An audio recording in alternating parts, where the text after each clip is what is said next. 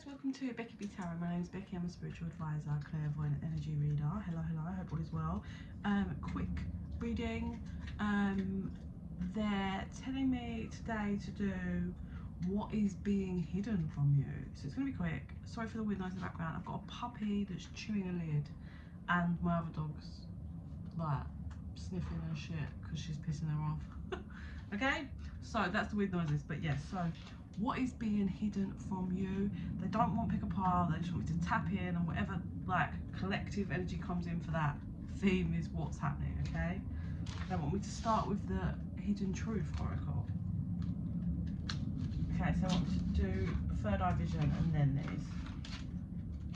So what's being hidden from the collective, please? So guys, just take it however it resonates. It could be you, it could be someone you're dealing with, and it could not be you, so don't worry about it. Just take whatever resonates.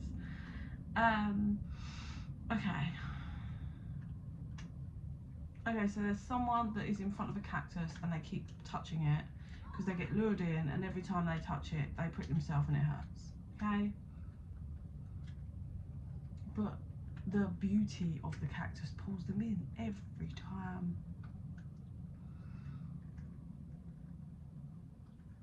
And this person's finally reaching a point of realizing they need to stop touching the cactus. Yeah, because every time they get hurt, they prick their finger and I can see the blood coming out. They've done this a lot of times.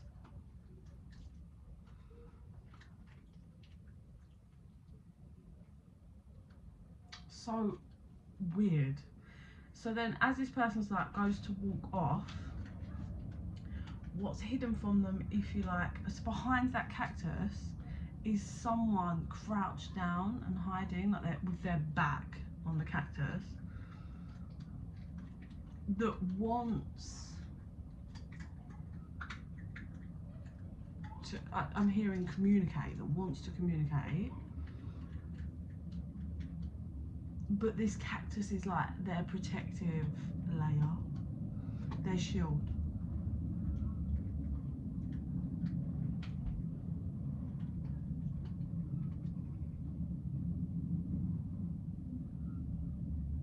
So the person that's like reached the point of like, I am not going to just keep doing this, I'm going round and round in the same circle. Every time I get lured in and I prick my finger on the cactus and it's the same shit, it's the same outcome every time. So they're walking away, walking off, and they stop. After they've walked quite a distance, they stop, and there's a part. Okay, so this is really interesting. So their intuition is telling them, just turn around and have a look. Turn around and have a look. But this person's like, I don't even want to turn around. That damn cactus has pricked me, 313 on the timer, has pricked me 1,000 times. I don't even want to turn around and take a look at it from this view because it's just hurt me so many times. What am I going to do? Turn around and then am I going to be lured back in and then touch it again? I don't want to do that. I've learned from that. I've grown from that. So I don't want to turn around. But their intuition and their guides and their higher self's like, oh my God, please turn around. Please turn around, because if you turn around there, you'll see it from a different angle. And I believe whoever this person is, yeah, that's walking off, if this is you or whatever, that's where you are now or about to be, because I don't know if you turn around or if this person turns around. It feels like that's where they're at or about to be over the next few weeks. That like, do I turn around and take a look at this from a different angle, from an angle I've never been at? Okay, so that's the first vision they want. So let's see what's being hidden from you or this person. What's being hidden from the viewer? Please, Spirit. Oh, first one out. Okay. So I hide behind material things is the underlying energy. So this person, you will find they're probably materialistic, shallow a bit, like constantly need new stuff, new things, expensive stuff, because that's how they're feeling their void. Yeah. Even though they're not doing any healing work, but that's what gives them that kind of dopamine rush. That's what their self-worth is based off. As long as I've got some nice things, new things, get some attention, I can not reflect and do the work. So many things remind me of you. Okay? So that was the underlying overnight energy. So, you were the best thing in life. What's being hidden from you is this person believes that you were the best thing in their life, the best thing they've ever had in their life. 515 on the timer. What's being hidden from you is, I am afraid to contact you and it's time for me to heal now. So what's being hidden from you is this person may be afraid to contact you if you're in no contact, or this person may be afraid to open up. Remember that communication card came in 535 on the timer. They may be too scared to kind of be vulnerable and open up. We need to let each other go. So with that, it's time to heal now. I think this person is really realising that, because that person's been sat down on the floor with this cactus protecting them, yeah? You've been pretty good. It took you a while to learn the lesson, but you've been good, you know? You finally took action, you learned, you reflected, you was willing to kind of do all of that. Whereas this person has just been sat with this protective shield that hurts everybody else on. But they're really reaching a point of understanding of it's time. They're understanding they need to do some work and heal, because they can't just sit here. And if they're having a realisation that you generally were the best thing in their life, but yet there's this protective shield is clearly, that can play out in many different ways, yeah, but this shield has caused you pain a number of times. And they're really like, I've got to do something about this, yeah.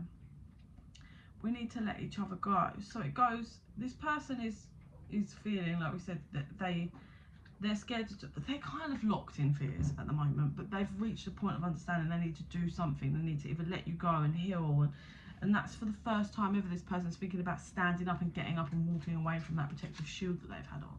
This person's never in their life even considered that. You've brought that out of them by taking the time to know your worth and learn your lesson and walk off. Anything else? I want to tell you how I feel. Just more confirmation of what we said. This person wants to open up, but they're too scared. I will wait for a sign from you. That's kind of bailing out, isn't it? This person's scared. I left you before you could leave me. That's an example. That could have been the protective thing, is they will just leave every time, because they don't have to face anything or deal with anything if they just leave. So what's being hidden from you is this person, whoever this is, has hurt you a lot in however many ways, however many times, but it's all to do with their own fears. Not to say that's okay, but there's this weird protective shield that causes everybody else pain. This person does look at you and see that you were the best thing they've ever had. They want to be honest and communicate and be vulnerable with you, but they don't know how to do that. Next is the past life deck. I haven't had this one out in a while, but they said to get this one. Shh.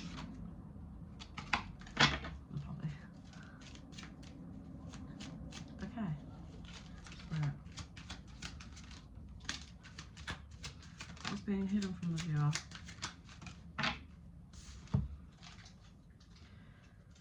Oh yeah, so these are just, so it says Native American Atlantis, but these are kind of just channel of like pictures and imagery. So we have, oh look, so we have a tent here, and look at the top of that like TV tent, it's all sharp, isn't it? So to me that's just kind of hitting with that whole, this person's in that hole, in that TV tent, and that's their protective shield. And that's where they've been for a very long time. Since they were given trauma, however long ago that was, they crawled into that tent, that protective shield, and haven't come out. But here you are and have come along, and you're a really emotional person, you know. You're probably a strong empath, or you care about other people's feelings not as well as your own. You're also really good at free flowing in your emotions, so you're 919 on a timer. You're probably pretty good at feeling what you feel, expressing it, working through it, and then cracking on. You feel a lot, but you also move through it a lot. And angels and orphan, yeah. The problem is, you tried to swim with this person, yeah, and I feel like it began, like, at one point you was flowing and this person was following and it was all, and then they swam right into here and left you alone. This person's connection makes you feel like an orphan, like just kind of abandoned. unloved. This is a divinely guided and spiritual connection.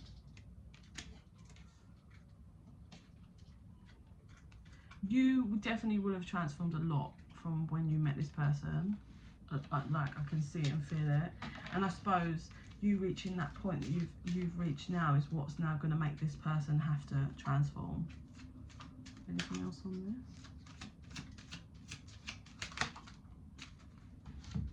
this?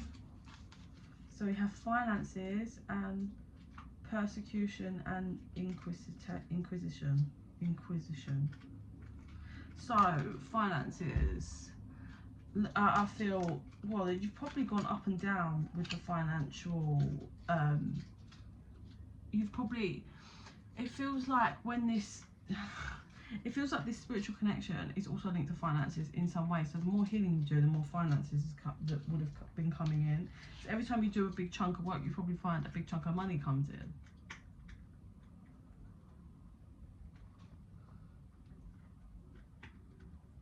There's something about this person, like, it feels like you're not someone that's like shallow, like you're not someone that is just about the money, yeah? You're also about love, commitment, connection, and everything else. And it feels like you can't be bought, you know, like some people can be bought in a relationship. As long as they're having money thrown at them, they're happy.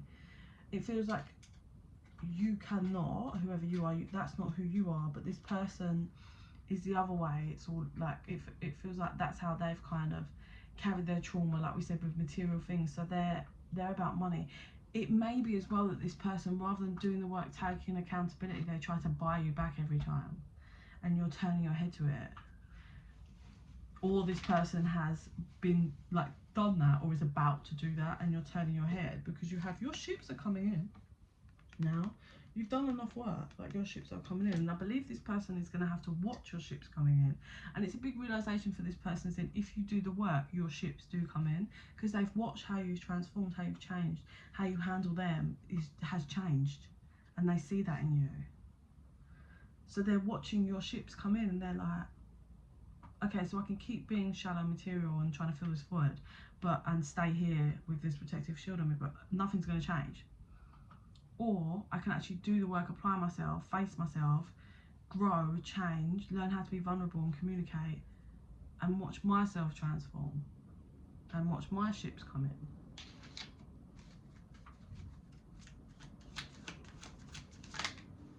Oh, that one was already. Trust and faith. So, whoever is the person that's done a lot of the work, you've had your complete faith in spirit, or God, the universe, whatever you believe, the spirit guides and whatever. Wow. So this was a big karmic relationship for you, spiritual connection, because we've got galactic, and then we have karmic relationship under that. You've cleared deep karma, ancestral karma, they said, which is why you've got big ships coming in, because you've learned how to kind of master yourself, grow. You've done that deep rooted clearing of the karma of the bloodline, and you've lent on spirit, God, whatever you believe, and you've held trust and faith this whole time. That's why you've got look, I feel like you've got bits and pieces coming in over the next, anything up to 6 years, right? But there's a big ass ship that is coming in for you. I see 3, so I would say anything over the next 3 weeks, 3 months, or 3 years. 3 years feels too far, but I've got to say it to cover myself. There's a big ship, like a huge ship coming in for you. And they're like, need you to continue to having trust and faith, because it's big and it's already on the move. It's already coming towards you. Like, it's not turning around. You've done enough work, but they need you to lean on Spirit God, because it's in movement and it's so deserved, they said. Cut the deck. High priest or priestess. That's you completely doing your growth, tapped in. And that knowing, that's also you at that point. Remember I said you stood still and everyone's like, can you just turn around and take a look? You're going to turn around, I feel. I don't think you've done it yet, but you are going to turn around, because your intuition and everyone's in your ear like, turn the fuck around. you can carry on walking after, but I need you to turn around to understand something. And that's you at that moment, taking in that light, that guidance. And then you're going to turn around. Oh. So what fell out? Behind the card that fell out was spirituality and religion, which I believe this is the whole basis of this connection. But what fell out was wars and battles, right? That's what you've been through to get to the point to walk off. So when you turn around, you're going to be shocked. I heard gobsmacked. Because you're going to see the crumbling person that's behind the cactus. The person that has also been going through wars and battles in different ways. So check this, they stand up and they're kind of slowly, they're injured quite badly. They're slowly walking towards you and you're shocked and surprised, really surprised.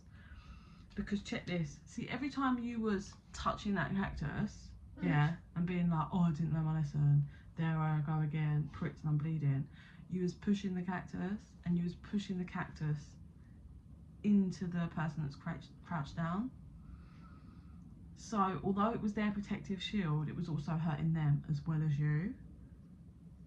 And as they're, remember, so this person's been sat with that cactus protective shield over them a lot longer than what you was there.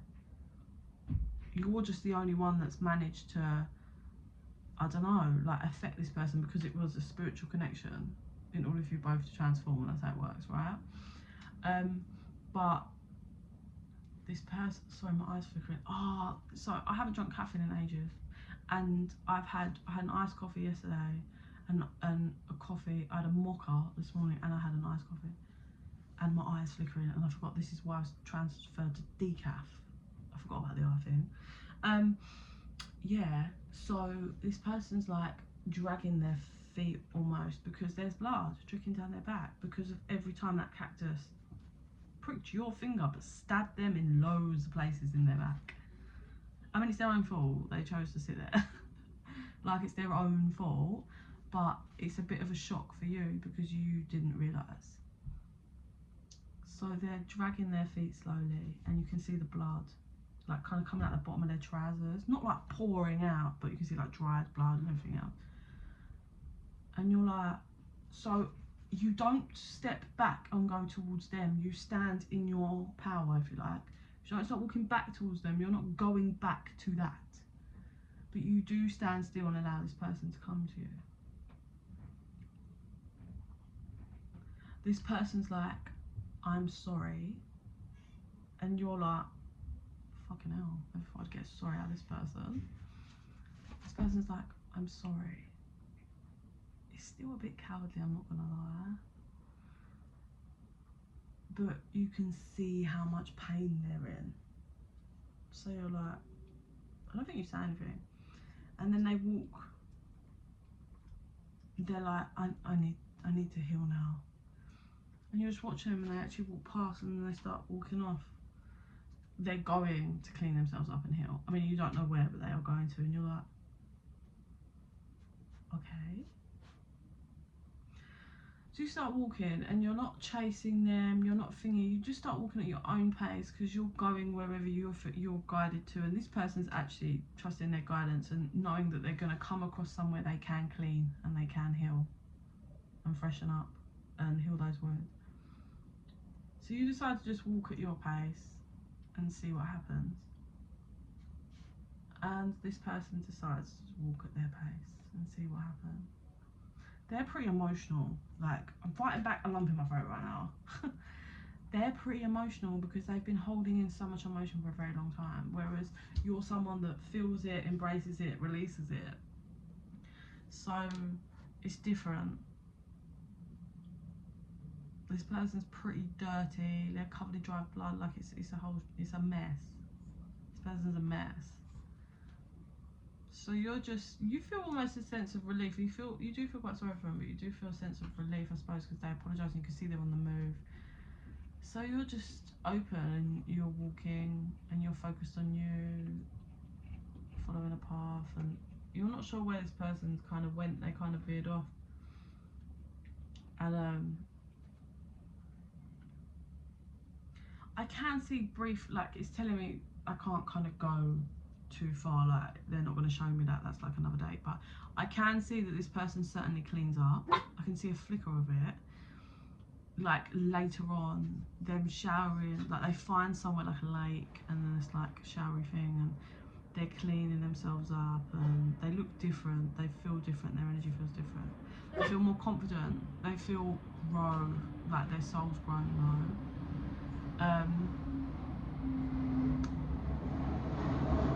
Someone else finds them on that path kind of as they're healing, like, sorry, I'm just watching my puppy attempt to get up my bed, it's too high for her, but if she comes around here I'll help her up, but she's just kind of being a twat.